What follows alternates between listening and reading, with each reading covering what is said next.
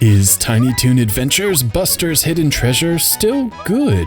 Tiny Toon Adventures Buster's Hidden Treasure is a side-scrolling platformer developed by Konami and released on the Sega Genesis and Mega Drive back in 1993. As with many of Konami's offerings like Castlevania Bloodlines, Contra Hardcore, and the Hyperstone Heist, Buster's Hidden Treasure is not a simple port of a previously released Super Nintendo game, but a brand new adventure released exclusively for the Sega hardware. And like those previously mentioned Konami classics, Tiny Toon Adventures Buster's Hidden Treasure was met with positive reviews. Mean Machines magazine gave the game a 9.2 out of 10, noting, "One of the best examples of a platform game on the Mega Drive, and certainly the finest example of the machine's abilities. Tiny Toons cannot fail to please." So, is Tiny Toon Adventures Buster's Hidden Treasure still this good? Let's take a look. The game opens with some cutscenes providing a backstory to the game world and the antagonists. Basically, a treasure map is discovered and Buster Bunny wants to go find the treasure. Montana Max is having none of it, enlisting the help of Gene Splicer, kidnapping Babs Bunny, and enslaving Buster's friends in addition to stealing the treasure map. It's a bit excessive for sure, but whatever. It's now up to Buster Bunny to rescue his friends and, well, find the hidden treasure. With the plot out of the way, we arrive at the first world, a grassy area. These early stages do a good job getting the player up to speed with the gameplay mechanics. As expected, Buster Bunny can run and jump and damage his enemies by hitting them from above. About the only unique element is the sliding kick, which can only be performed after reaching full speed. While bopping enemies, avoiding hazards, and doing platformer things, the player can collect carrots, with 50 rewarding a special attack. This attack is a screen-clearing bomb, and if you choose not to utilize the extra attack, you'll receive bonus points at the end of the level. In addition to carrots, there are bells increasing Buster's life bar up to a maximum of 5, extra lives, extra health, and temporary invincibility. Needless to say, Tiny Toon Adventures Buster's Hidden Treasure plays it safe with the game mechanics and power-ups. On the flip side, the controls take some getting used to. First, Buster has some slow momentum, and it takes a while to get up to full speed. But the levels rarely call for Buster to be at full speed, resulting in a lot of tapping the D-pad to maintain a medium speed. And as Buster is rarely moving at top speed, the glide kick is rarely accessible to the player and ends up feeling a bit pointless.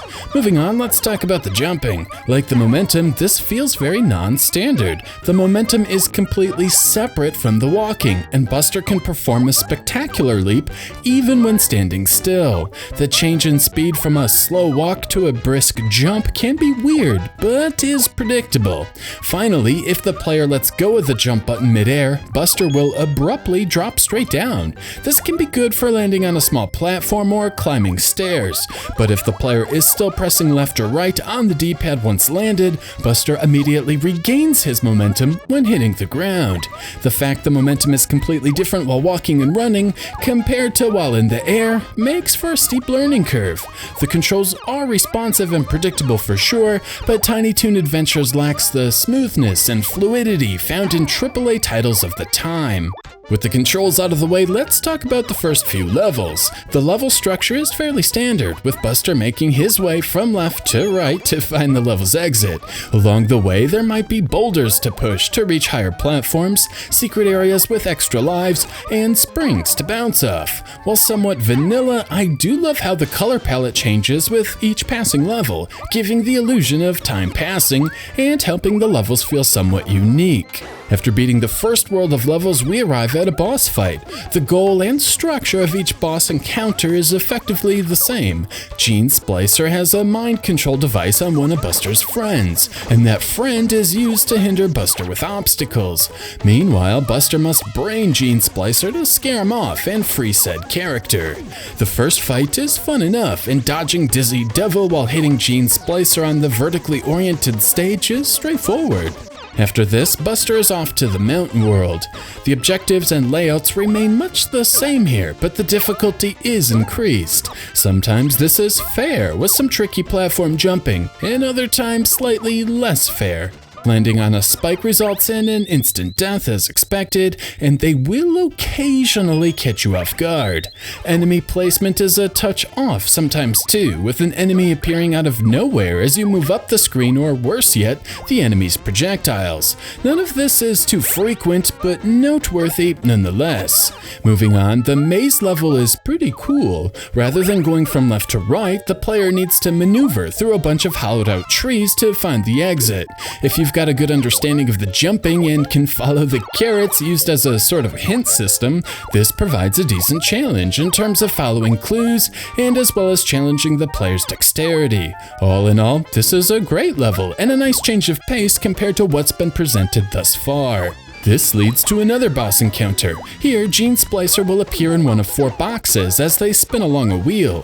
Thankfully, the box will briefly flash before Gene Splicer appears, giving the player a clue as to where to attack next. Of course, this all must be accomplished while avoiding bombs being tossed at Buster. Still, it's another fun test of the player's reflexes while continuing to reinforce the jumping mechanics. From here, Buster makes his way through some caves. This is where the final move is introduced to the player, the wall jump. At some point during the first cave level, the player will inevitably end up in a pit and be forced to wall jump out. From here on out, the maneuver will be invaluable for defeating bosses, finding secrets, and clearing tough obstacles.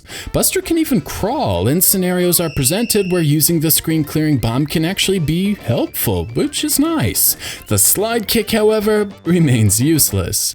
It is also during this stretch we are introduced to the dreaded water level. Here, Tiny Toon Adventures goes the Mario route, where you have to rapidly press the jump button to ascend and stop pressing the jump button to descend. Unlike Mario, Buster is helpless in the water and has no way to attack foes. On top of this, he is far too high on the screen when moving upwards, creating a lot of unnecessary screen crunch, resulting in many cheap hits. It's a terrible level and not much fun to play. Moving along, we arrive at boss number 3. Simply avoid the falling rocks and attack when Gene Splicer swoops down.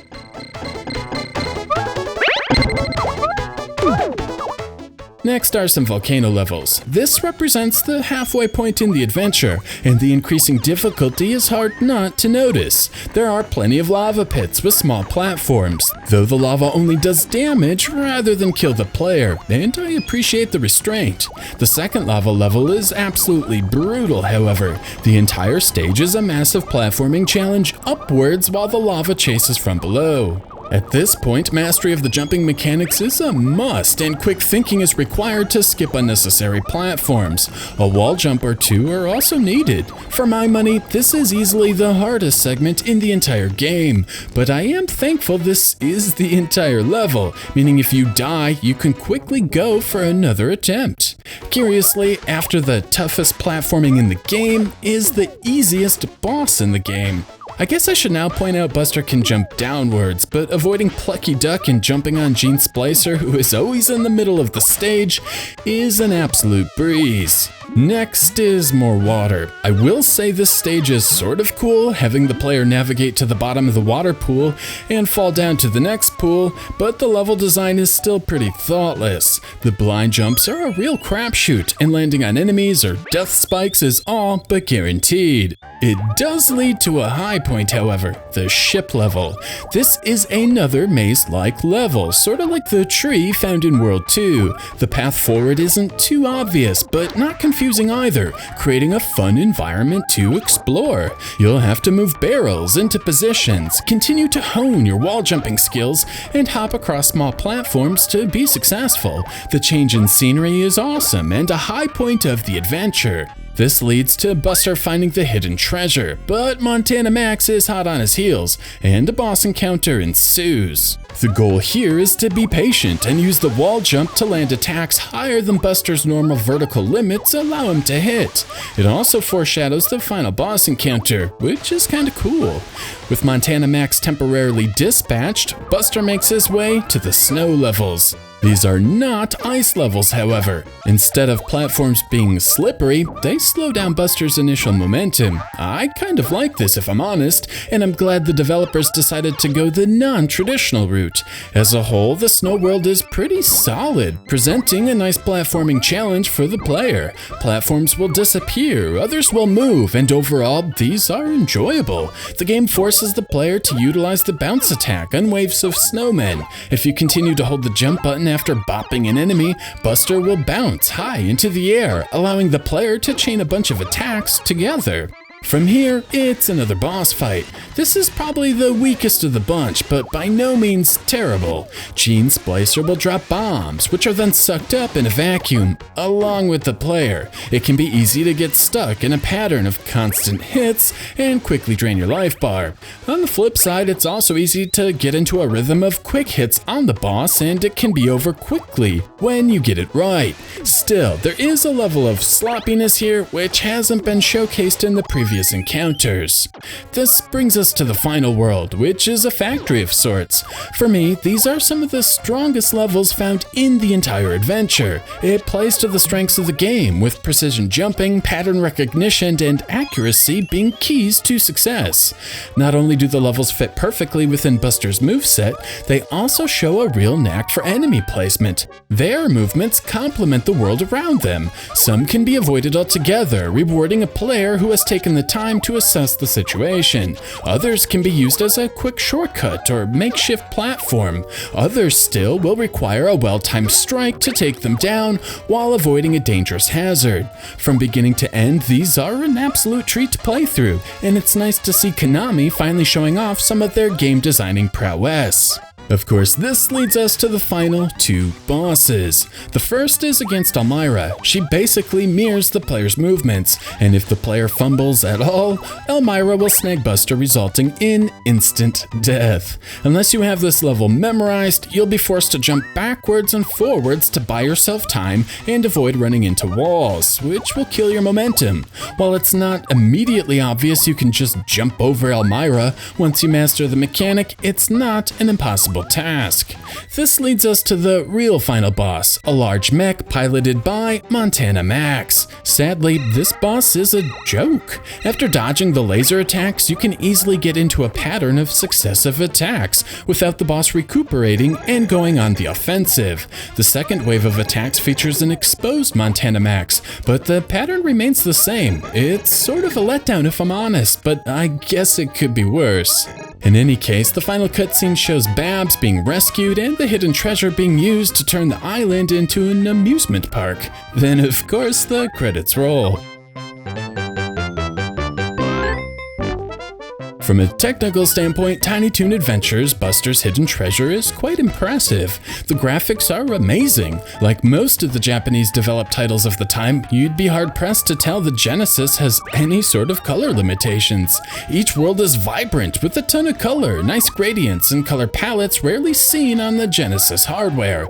However, I wouldn't say Tiny Toon Adventures pushes the system's limits like later Konami games. Other than some line-scrolling effects in the background of select stages, and occasionally more than a single layer of parallax scrolling, everything found here is very basic. There are no rotation effects, no palette swapping water effects, no reflection effects, nothing. Even the water is just checkerboard dithering, which doesn't look the best in 2017. Still, enemies tend to be large and detailed. I didn't notice any slowdown or flicker, and as a whole, Tiny Toon Adventures Buster's Hidden Treasure is a beautiful game. This level of polish is carried over into the audio. For every developer that struggled with the FM sound chip in the Genesis, there was another who could make the Yamaha sing. Konami was the latter. Tiny Toon Adventures sounds absolutely stunning. The synthesized instruments sound rich and warm and are blended beautifully with more industrial sounds, mixing in classic orchestrated cartoon scores with beats you'd find in a circus to create some insanely pleasing music. The sound effects are top-notch as well, with a light bouncing sound playing each time Buster jumps and a light thunk when bopping enemies. Overall, Tiny Toon Adventures does an awesome job playing homage to a 90s cartoon while also showing the Genesis was more than capable of delivering a fantastic soundtrack in the hands of talented engineers and composers.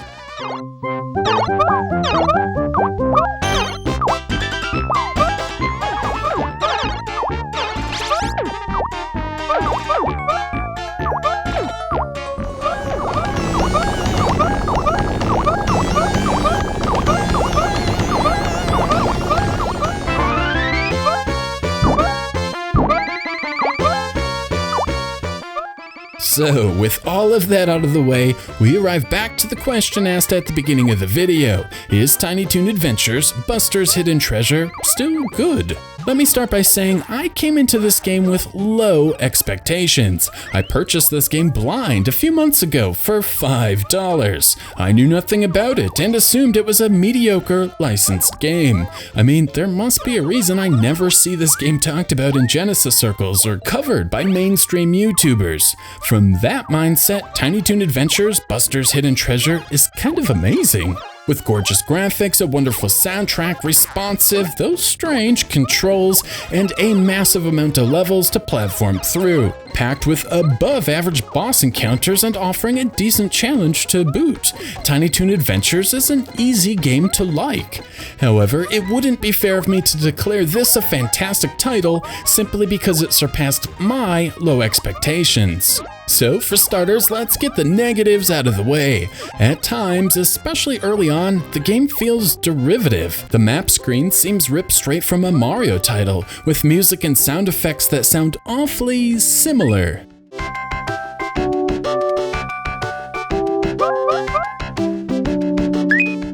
Even the brick patterns on floating platforms look like they belong in a Mario game, and there is no reason for them to look like this. The developers didn't stop there either. The way Buster's leg spins when he reaches maximum velocity looks a little too similar to the blue blur.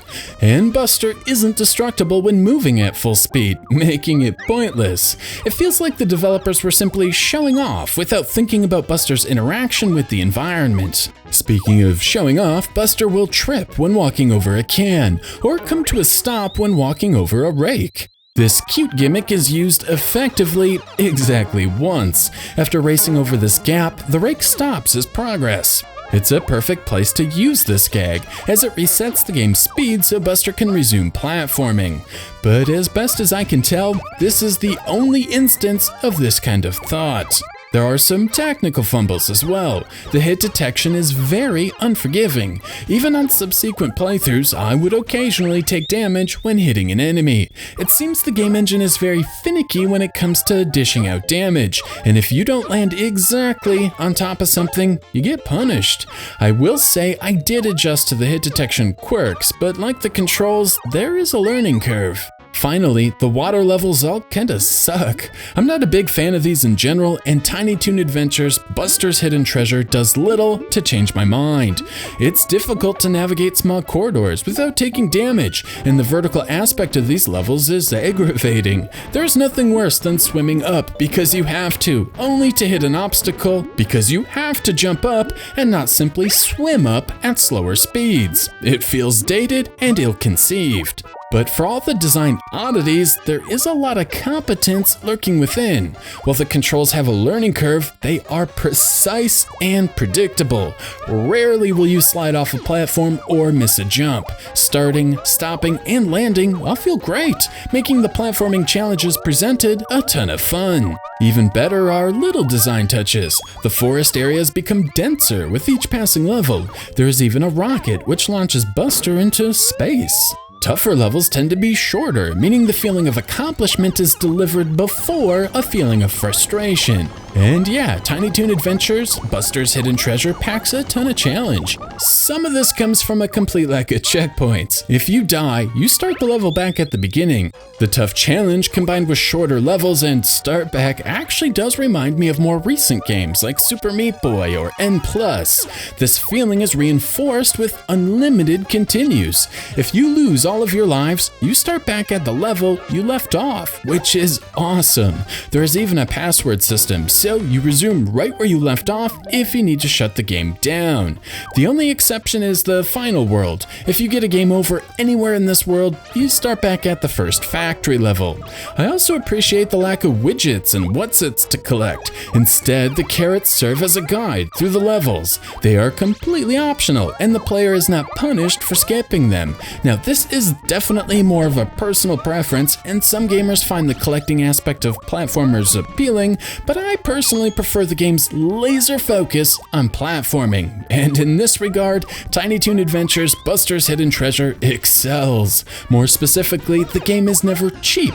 There are virtually no blind jumps to be found. The path forward is obvious, even though it might not be easy, and the enemy placement is almost always thoughtful instead of surprising. The only thing limiting success to the game's conclusion is a player's skill and perseverance.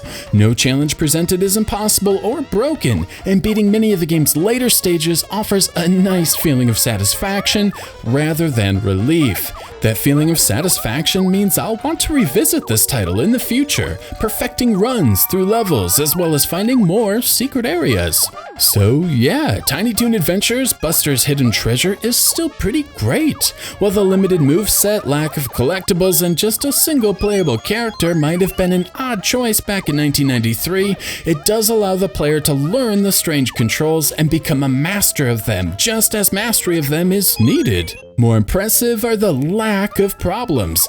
Outside of the water levels, there are virtually no issues with bad enemies, annoying gimmicks, or trial-and-error gameplay.